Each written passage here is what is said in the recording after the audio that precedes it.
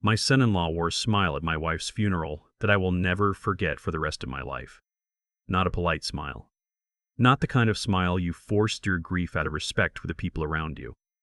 I mean a real smile. The kind that reaches your eyes. The kind you wear when something good has finally happened to you. My wife Gloria passed on a Tuesday morning in March. Pancreatic cancer. She had fought it for 14 months, and she fought it the way she did everything else in her life. Quietly, without complaint, without asking anyone for more than they could give. She was 67 years old. She used to teach third grade at the elementary school 3 blocks from our house, and half the people in our neighborhood had sat in her classroom at some point. When she died, I got phone calls from people I hadn't spoken to in 20 years. That's the kind of woman she was. My son Jeff flew in from Phoenix with his wife Tamara 2 days before the funeral. I hadn't seen them in almost a year. Jeff is 41, he works in sales. He's always been a little distant. Not cold exactly, just the kind of person who keeps people at arm's length. I used to tell myself that was just his personality. I stopped telling myself that after Gloria died. Tamara is a different story altogether. I noticed it at the funeral home during the viewing. People were coming up to me one after another, shaking my hand, hugging me, telling me stories about Gloria that made me laugh and cry at the same time. It was the kind of afternoon that exhausts you completely, but in a way that feels almost like love, like being held by something larger than yourself. At some point I looked up and I saw Tamara standing near the back of the room with Jeff. She had her head close to his and she was whispering something. And he was smiling. Not a small smile. A real one. I told myself I was misreading it. People do strange things when they're uncomfortable. Some people laugh at funerals. It doesn't always mean what you think it means. But then, at the graveside service, I overheard her. I wasn't supposed to. I was standing just around the corner from where she and Jeff were waiting for the procession to start, and I heard her say in a low, satisfied voice, "We've been waiting for this for a long time." I went cold. Jeff said something back that I couldn't make out, and then people started moving and I had to move with them, and for the next 2 hours I stood at my wife's grave and tried to hold myself together while something inside me had already started paying very close attention. That same evening, back at our house, my house, the house Gloria and I had lived in for 31 years, Tamara walked through every room like she was taking inventory. She ran her hand along the kitchen countertops. She stood in the doorway of the master bedroom for a long moment. She opened the door to Gloria's sewing room and stood there looking at everything inside. I watched her from the hallway. She didn't know I was watching. "This space would make a great home office," she said to Jeff when he appeared behind her.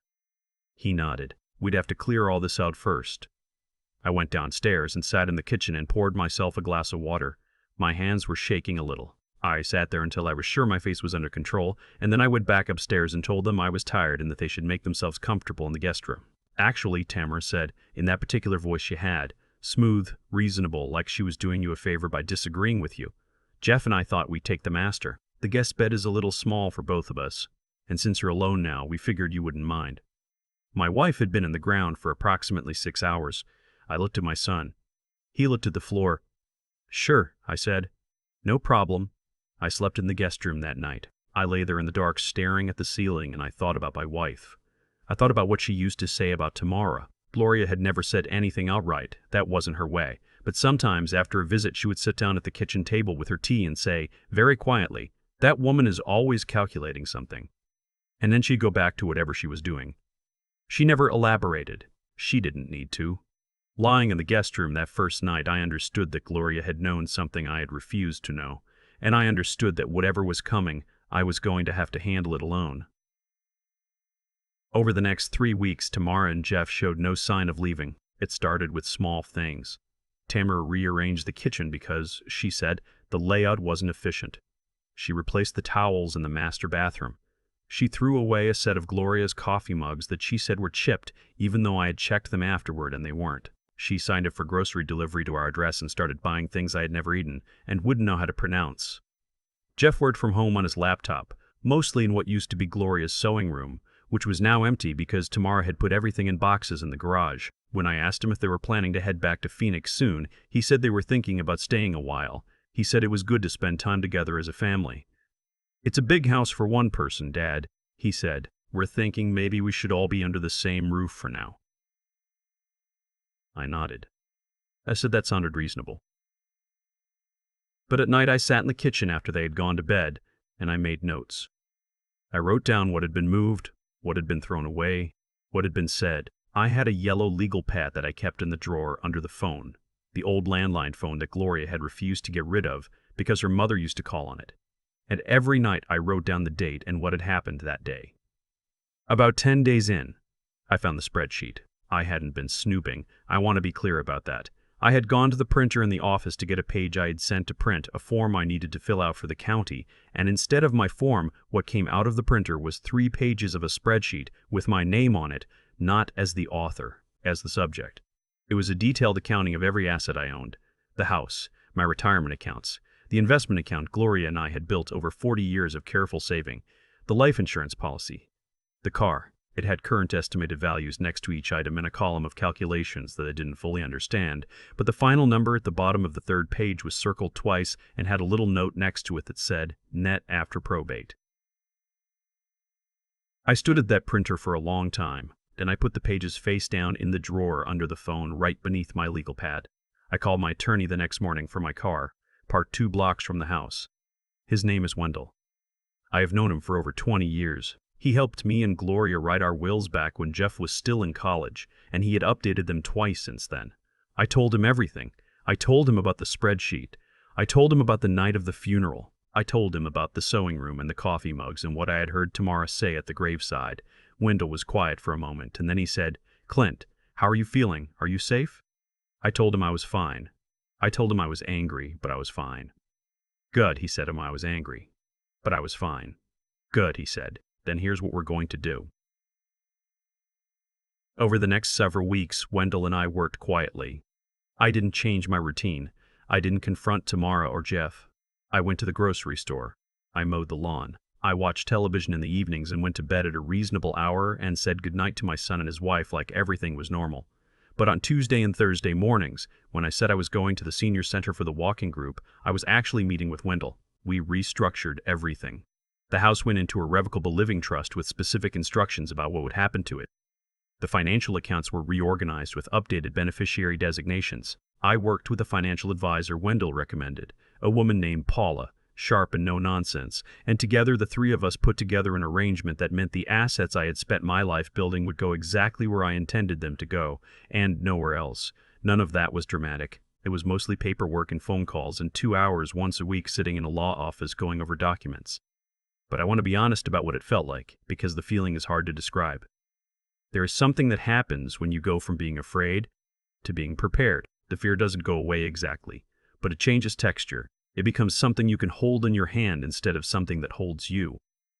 About a month after they arrived, Tamara started talking about my health. This was the part that I had been expecting, and also the part that surprised me the most, because of how she did it.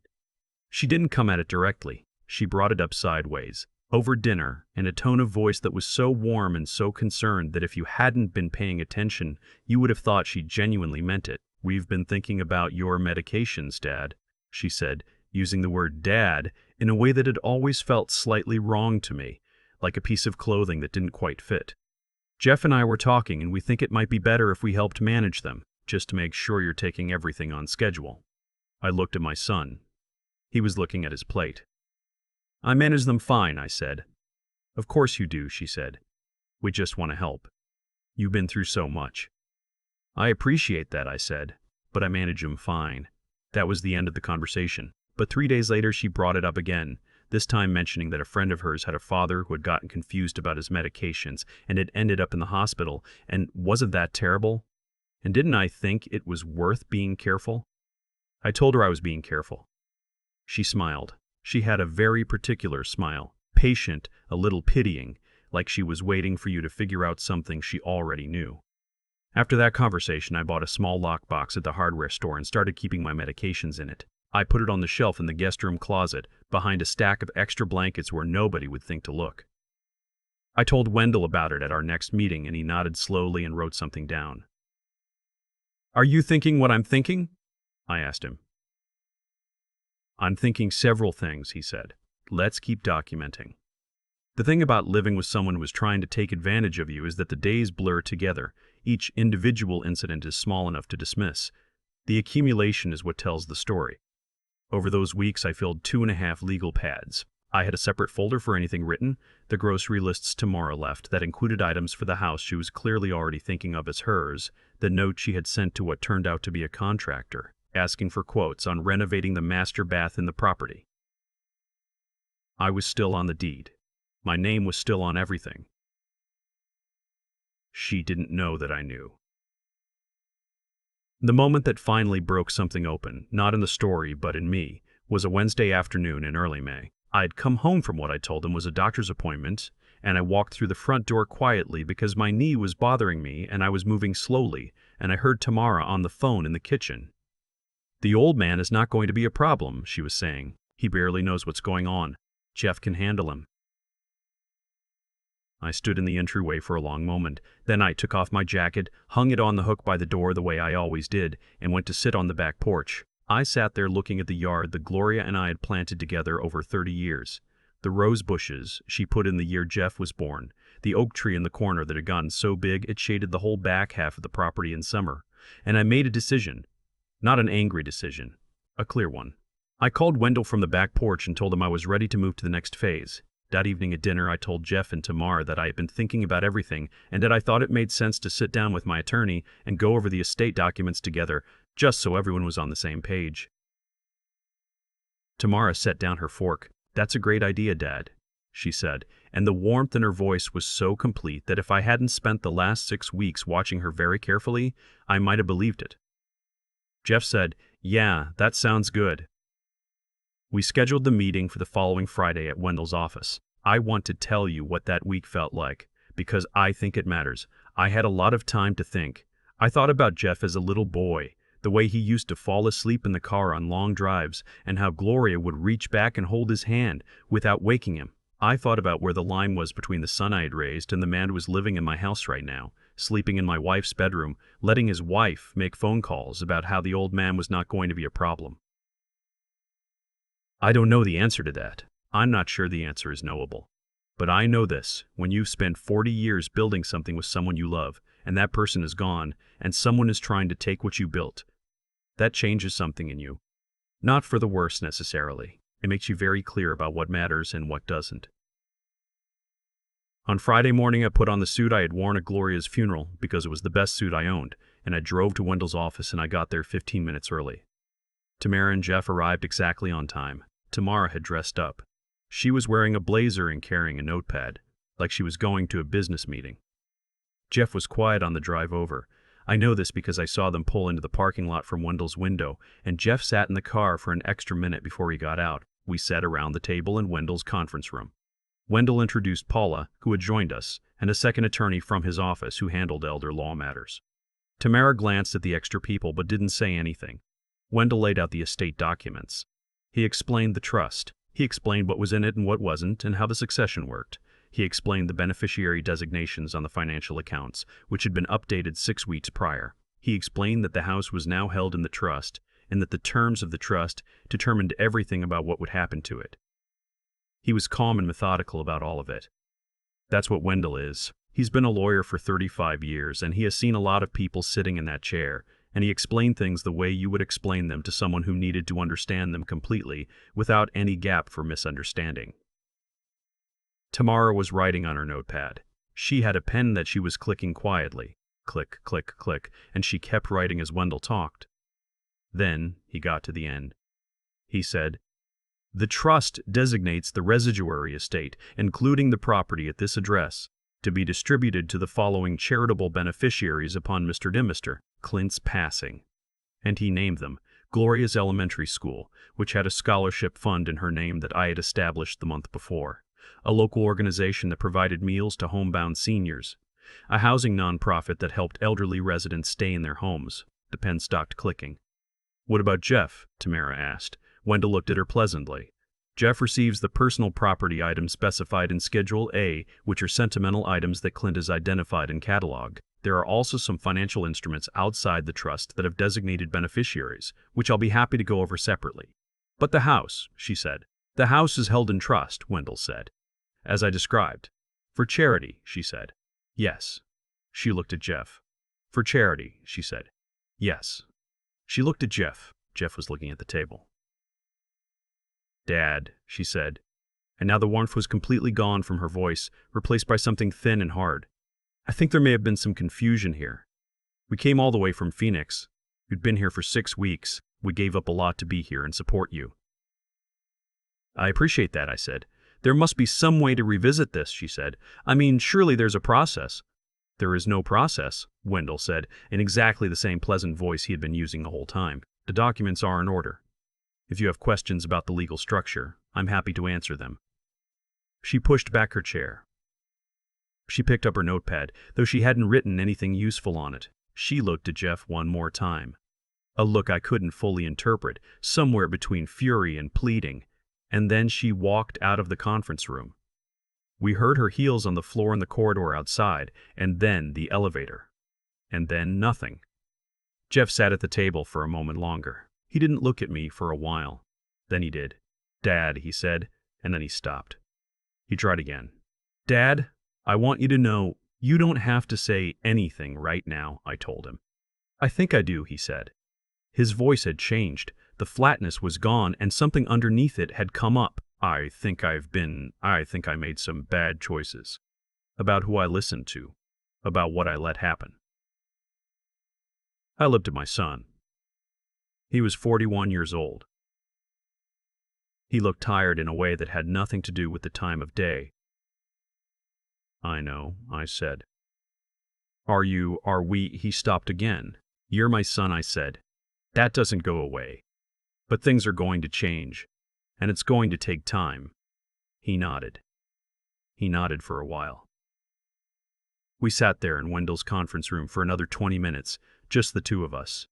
Wendell and Paula stepped out and gave us the room. At some point, Jeff started crying, quietly, the way he used to cry as a kid when he didn't want anyone to see it. I handed him a box of tissues from the credenza, and we sat there while he got himself together. That night, after Jeff had gone to bed, he slept in the guest room, alone. I sat on the back porch for a long time. The nights in May are still cool enough to need a jacket, and I wore the one Gloria had given me 3 Christmases ago, the one with the fleece lining. The oak tree was just starting to come back after winter, the leaves still that particular pale green they have when they're new. I thought about Gloria. I thought about what she would have said about all of it. She probably would have had something quiet and clear. She usually did, but I also think she would have been okay with how it turned out. Because the scholarship at her school is going to send kids to college, and the meal program is going to feed people who can't get out to feed themselves. And a housing fund's going to help people like us, old people, people who built something over a lifetime, stay in their homes. That's not nothing. That's actually quite a lot. Tamara left the next morning. She was gone before I came downstairs. She took the things she had brought, and she left the towels she had replaced, and she left the grocery delivery subscription running, which Jeff canceled 2 days later. Jeff stayed for another week. We talked, not easily, not all at once, but slowly, the way you talk when you're trying to find out whether there's still a road there after a long time of not traveling it. He's back in Phoenix now. We talk on the phone on Sunday evenings. It's not what it was, but it's something, and I think something is worth more than I used to give it credit for. The house is quiet now.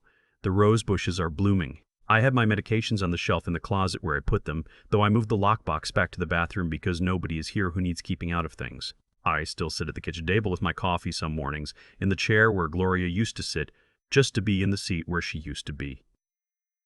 The mug she would have used is right there on the shelf, not chipped, not damaged, exactly where it has always been. There are things I lost in the last year that I am not going to get back. I know that. But I also know that Gloria spent 14 months fighting for every day she had, and she did it with grace. And she left this world having arranged things so that her name would keep doing good long after she was gone. I'm going to try to do the same. That feels like the right way to honor her. It's the only way I know how to try.